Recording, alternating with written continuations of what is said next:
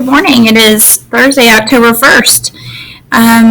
So yesterday we made sure that you understood how the library works at Middle School North, and today we're going to jump into fiction. I mentioned that we're going to start a unit on fiction yesterday in the video, so that's what we're going to do today.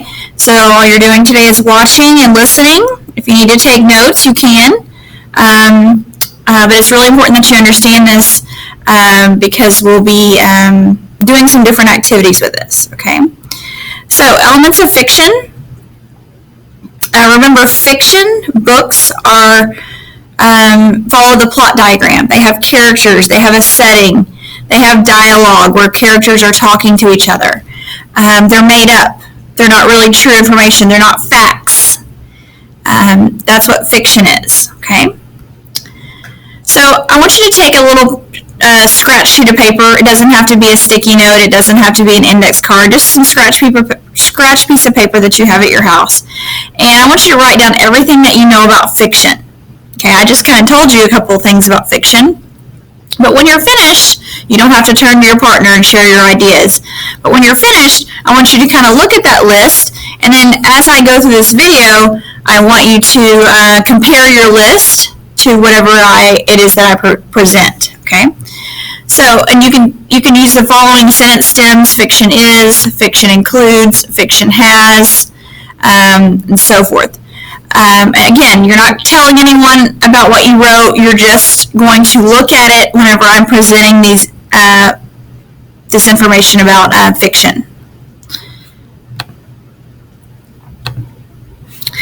So, why do authors write fiction? Why do we as readers read fiction? Why do students read fiction? Okay, those are good questions. So this is a little graphic organizer that I'm going to be talking about in the next couple minutes. The purposes for reading and writing fiction. Okay, so you want to think about this. So you get your favorite book, it's fiction, and it has a little blurb about the author on the back cover, and you're like, oh, why did this author write this? You know, how did they come up with this idea? So, this is what we're going to talk about.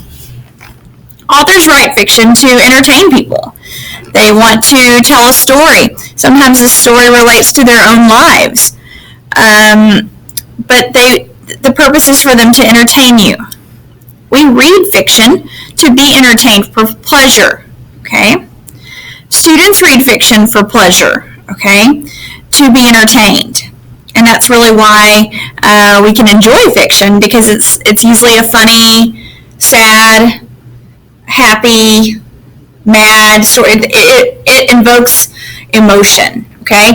Nonfiction text does not evoke emotion per se because it's just giving you facts about something. Fiction, you get involved with the characters, you get involved with the events of the story, okay? So, authors write fiction to tell an imaginary story. It's imaginary. It's not true. It's made up. Readers read fiction to enjoy the story. And students read it to enjoy, and we also read it as students to analyze the plot. Okay, because that's something that you need to know as a student, is the plot diagram and how to follow the plot diagram and how to analyze plot. This is what you've seen before as a plot diagram, okay? This little triangle thing. We've actually looked at it previously, and we had you label the different parts of the plot diagram. Okay?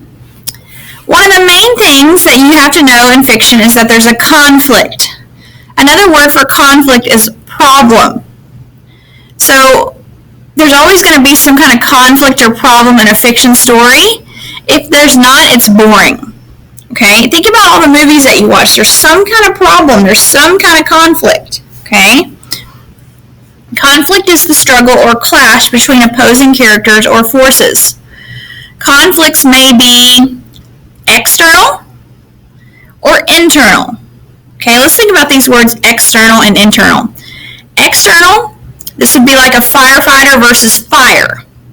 If a firefighter is fighting a fire, that fire is from the outside. That's external. Internal, think about the prefix in, firefighter versus him or herself. Okay? They're struggling with a conflict inside themselves. Okay? So if I'm struggling, when I get to work, I'm struggling with the conflict of getting or meeting a deadline, and I'm stressed out. That's a conflict within myself. If I'm struggling with a conflict, let's say with another coworker, which is not really happening, that's an external conflict. It's something that I'm struggling with outside of me. Okay, so that's external versus internal. An external conflict is a struggle between a character and an outside force. Okay, two characters can be conflicting. A character in a group can be conflicting. A character in something non-human like nature or technology can be conflicting. Okay? Here's an example of a conflict. Hopefully this will play on your end.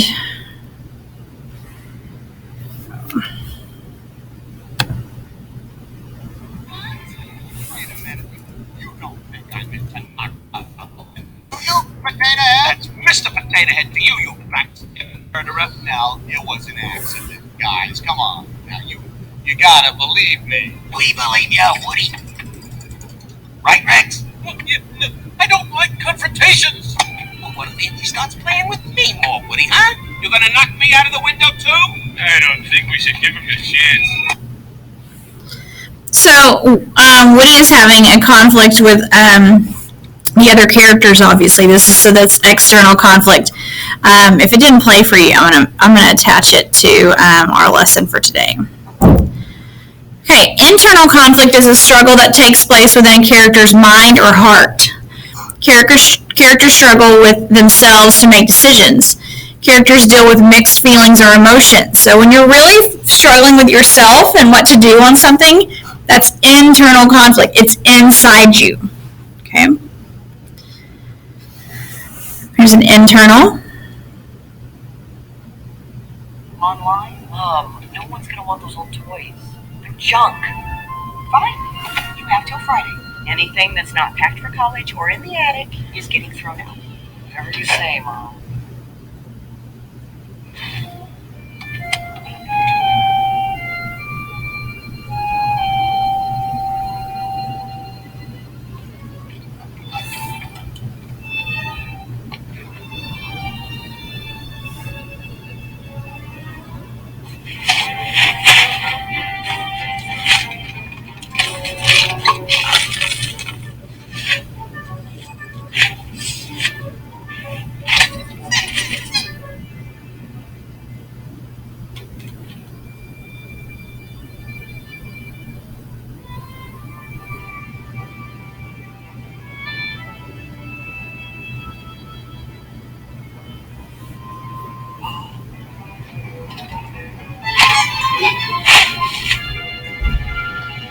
What's happening? We're getting thrown out, you idiot. That's what's happening.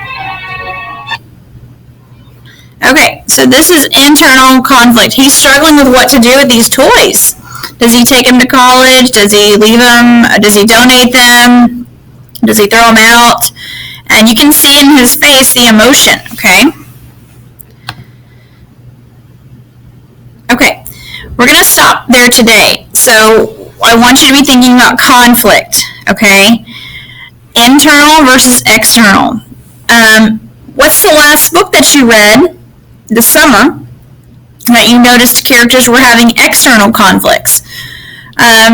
What's the last book that you read that you noticed that characters were struggling with themselves? They were having internal conflict.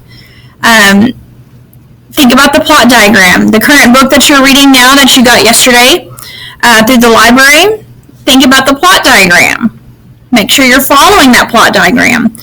Where's the conflict? Where's the rising action? And we're going to talk more about this as we study fiction. Okay? So, keep those notes handy because tomorrow we'll have another lesson about fiction. I'll attach those two videos that I played through the presentation just in case they didn't play or you didn't hear them. And then we'll continue tomorrow. Have a good day.